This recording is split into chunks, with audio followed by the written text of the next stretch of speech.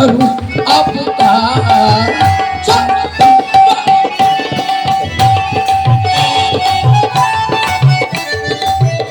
आप आए बड़ी उम्र है आप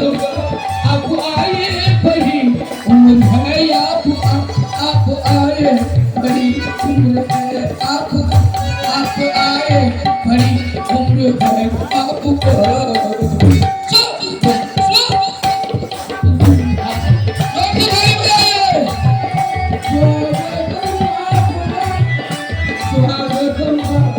स्वागतम आपका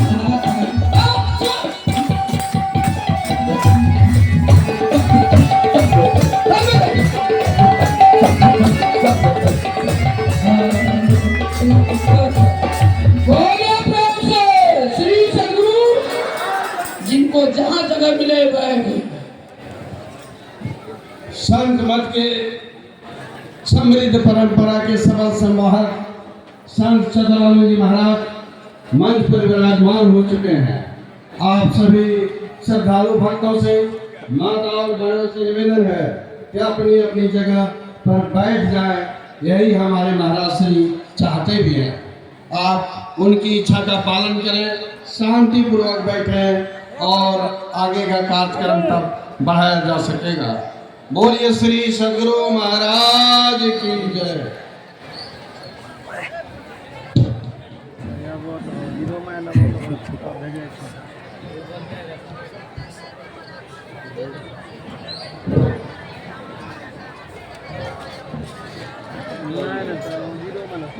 संत अभय साहब जी अपना प्रवचन पूरा करेंगे। आप शांति पूर्वक बैठ जाएं, फिर हम अपने पूज्य प्रधान आचार्य श्री के श्री मुख से अंतिम पाली इस पाली का अंतिम उपदेश श्रवण करेंगे।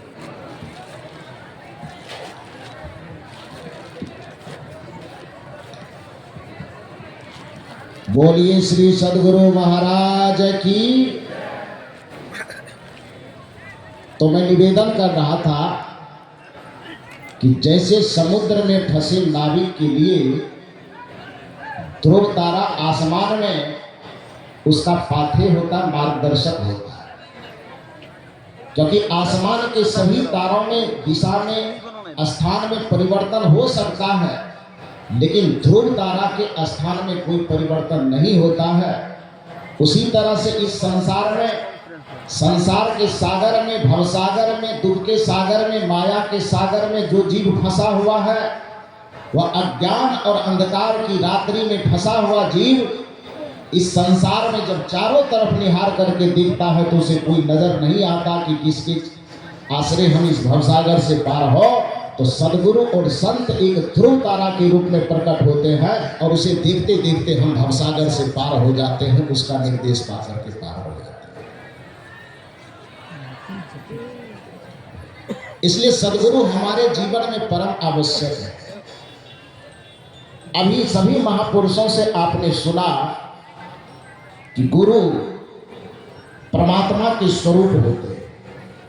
सचमुच में गुरु को ही हरि कहा जाता है, क्योंकि हरि की परिभाषा ही दी जाती कि हरंति सकलानि पापानि इति च हरि, कि जो इस संसार में रह करके हमारे समस्त पापों और विकारों का हरण करने की क्षमता रखता हो, उसको नर रूप में हरि कहा जाता है।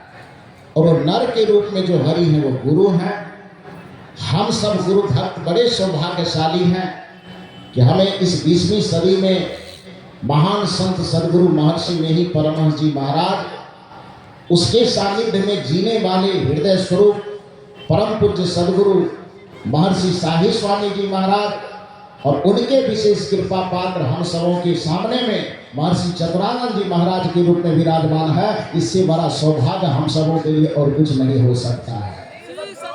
महाराज की जय।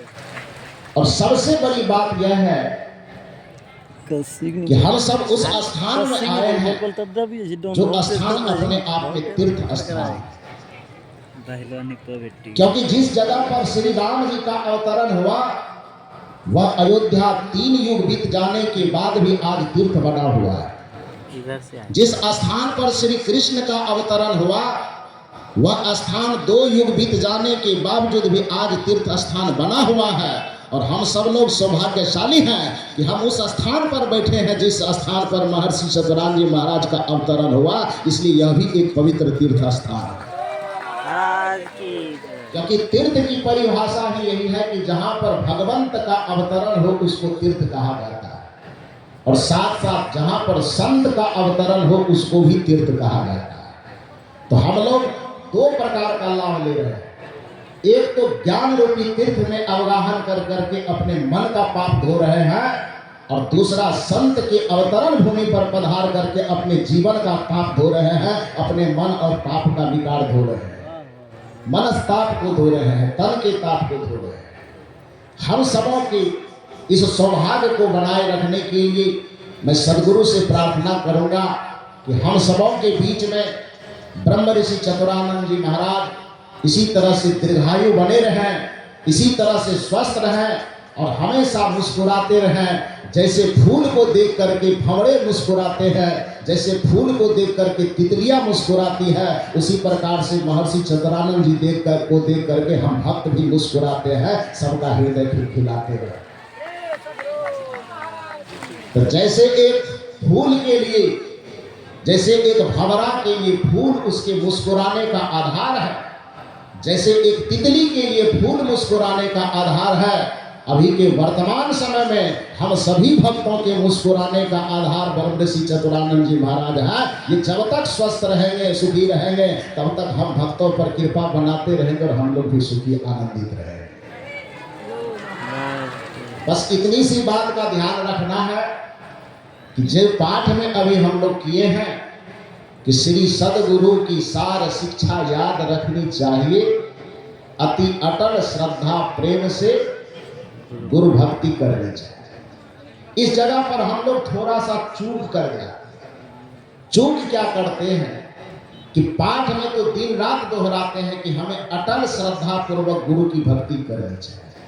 अटल का मतलब क्या होता है? जहां पर गुरु के प्रति, अपने इष्ट के प्रति हमारा मन दृढ़ रूप से स्थापित हो जाए, कहीं दाएं बाएं डगमगाए नहीं। लेकिन जब हम जीवन में गुरु को धारण कर लेते हैं, उसके बावजूद भी हमारा चिंतन, हमारा मन नाना पूजाओं में, नाना कर्मकांडों में, नाना पाठों में भटकता फिरता है।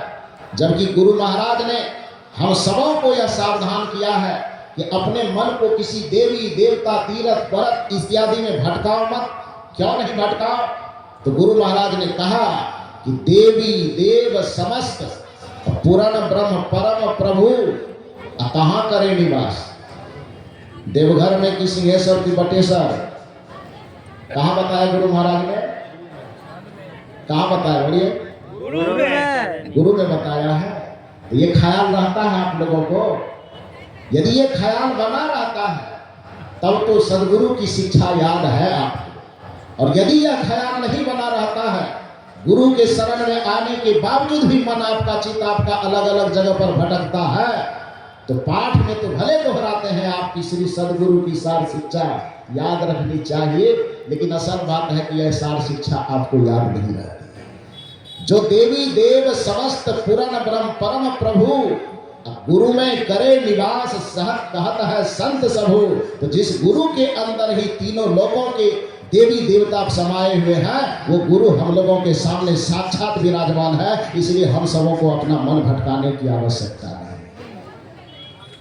सदगुरु की महिमा और संत की महिमा अनंत है, उसका क्या बखान किया जाए। साक्षात सदगुरु के रूप में हमारे सामने स्वामी जी बैठे हुए हैं, सभी संत जन बैठे हुए हैं। बस अभी के सत्र में पूज्य सभी संत गुरुजनों के चरणों में कोटि कोटि नमन वंदन करते हुए, इस पावन तीर्थ भूमि बंसीपुर की धरा को सादर नमन करते हुए, और जिस माता ने ऐसे रत्न को इस धरती पर लाने का साहस किया, कृपा बरसाया, उस माता और पिता को भी सादर नमन करते हुए मैं अपनी वाणी को यहीं पर विराम दूंगा।